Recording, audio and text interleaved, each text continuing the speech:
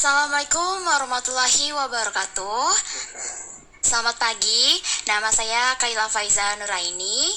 Saya sangat antusias untuk dapat berkontribusi dalam dunia desain grafis. Saya memiliki minat yang besar dalam menciptakan karya visual yang tidak hanya menarik secara estetika, tetapi juga komunikatif dan relevan. Dengan pesan yang ini sampaikan. Dengan itu, saya ingin mewawancarai seorang profesi desain grafis untuk mengembangkan keterampilan saya dalam bidang ini untuk memberikan solusi desain yang inovatif. Baik, terima kasih Bapak untuk meluangkan waktunya untuk wawancara ini. Bisa ceritakan sedikit tentang diri Anda dan bagaimana Anda memulai dunia desain grafis? Terima kasih saya ucapkan. Sesuai dengan pertanyaan tadi, sebelumnya saya perkenalkan diri dulu. Nama saya Nasruddin, profesi sebagai desainer grafis. Yaitu tadi awal saya mengenal dunia desain grafis. Jujur waktu itu sekitar tahun 1990-an. Waktu itu masih sekolah di sekolah menengah saya kejuruan yang sekarang tuh SMK, yang dulunya STM. Waktu itu kakek saya mempunyai percetakan, itu orang tua dari ibu saya. Nah, di situ saya melihat-lihat dan malah membuka usaha sablon sendiri. Di situ saya berkeyakinan dan berkeinginan untuk memulai usaha atau belajar di dunia desain grafis atau di dunia percetakan yang cikal bakal dari desain grafis itu. Saya kira itu aja jawaban dari saya. Baik, Bapak. Apa yang Anda anggap sebagai tantangan besar dalam profesi ini, Pak? Tantangan besar sebenarnya dalam dunia desain grafis itu nggak ada yang spesifik. Semua mempunyai tingkat tantangan yang kurang lebih sama. Tapi yang lebih mempunyai kans yang lebih besar dari semua itu yaitu membuat suatu logo branding, ya, yang mana di situ kita dapat bereksperimen dan mengeksplor semua kemampuan dan daya nalar kita untuk sebuah branding yang dapat sebuah logo yang dapat mewakili branding.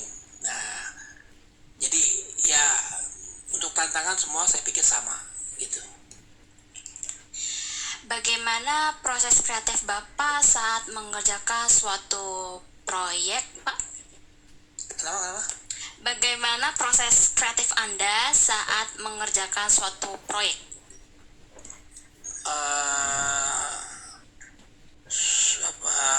Jadi mengerjakan suatu proyek, maksudnya tahap-tahapnya gitu ya? Betul, Pak. Ya, pertama kita melakukan riset, ya. Misalnya kita akan membuat logo branding dari suatu branding. Kita juga harus tahu misalnya logo branding untuk kuliner, ya, restoran. Nah, kita harus tahu logo kompetitor dari usaha restoran tersebut. Jadi kita cari tahu tuh bagaimana logo kompetitornya gitu ya. Jadi bukan hanya logo aja, misalnya ada daftar menu, flyer, poster, ya yang semua mencakup untuk pengadaan dari restoran tersebut, biar desain kita melebihi dari kompetitor yang ada atau saingan dari branding yang akan kita lakukan desain itu, ya. Nah, setelah itu kita kalau udah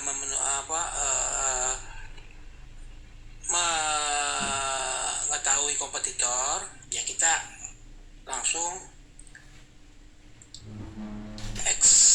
action untuk membuat logo branding dengan warna, dengan font, dengan elemen-elemen yang ada, agar supaya logo atau elemen-elemen semua di situ mewakili dari branding yang akan kita buat logo desainnya gitu. Oke Bapak, sejauh ini apa proyek desain yang paling berkesan bagi Bapak? Maksudnya pengerjaan yang paling berkesan? Ya. Untuk dalam dunia desain grafis sebenarnya semua berkesan gitu ya, berkesan. Tapi yang lebih berkesan lagi ya itu kan kalau misalnya kita membuat logo misalnya, itu kan logo branding kita harus komunikasi dulu dengan pemilik atau owner dari restoran atau branding entah itu restoran, entah itu hotel, entah itu apa, transportasi.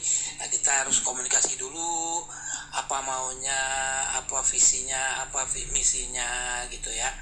Nah, setelah itu kita action untuk membuat logo tersebut. Ya, di dalam pengerjaan logo nggak harus langsung jadi gitu ya. Kita harus presentasi dulu, mungkin tektokannya lama gitu kan, dan revisi sana sini, itu hal yang biasa dalam dunia desain grafis.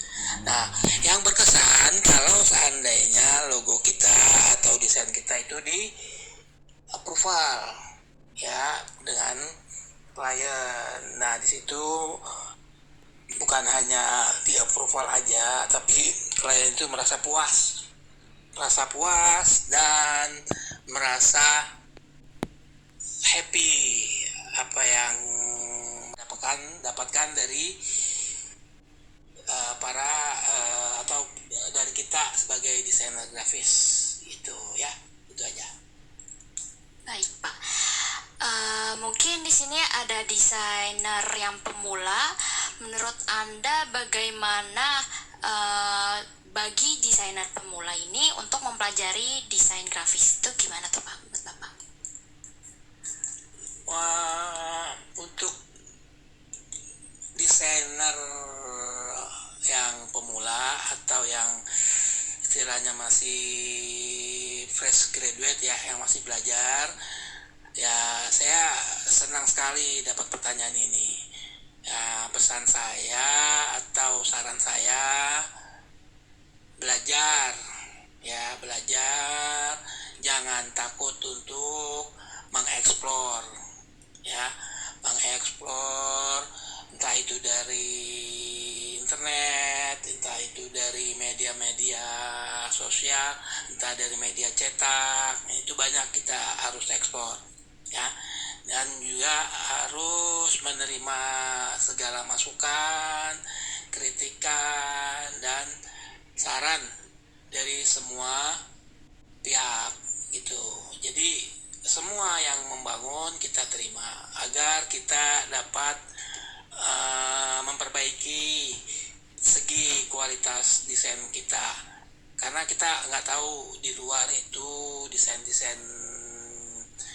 apalagi ya, dunia desain grafis ini udah begitu maju ya semenjak adanya AI gitu kan, gitu loh. Tanpa kita belajar, kita tinggal ketik, udah ada tampilan desainnya. Jadi itulah tantangan buat para desainer pemula. Jadi intinya jangan malas belajar, jangan takut untuk menerima kritikan, menerima usulan itu dari pihak manapun.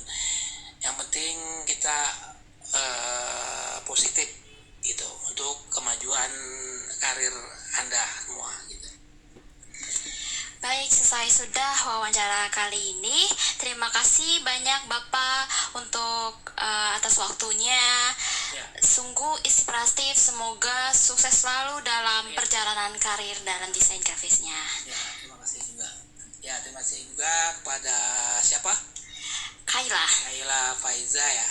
Iya, Dari BSI Kalimalang. Kalimalang ya. Terima kasih juga. Semoga Kaila dan rekan-rekan yang dalam masih menempuh pendidikan agar sukses ya dalam perjalanan karirnya maupun sukses dalam kehidupan yang lainnya gitu ya.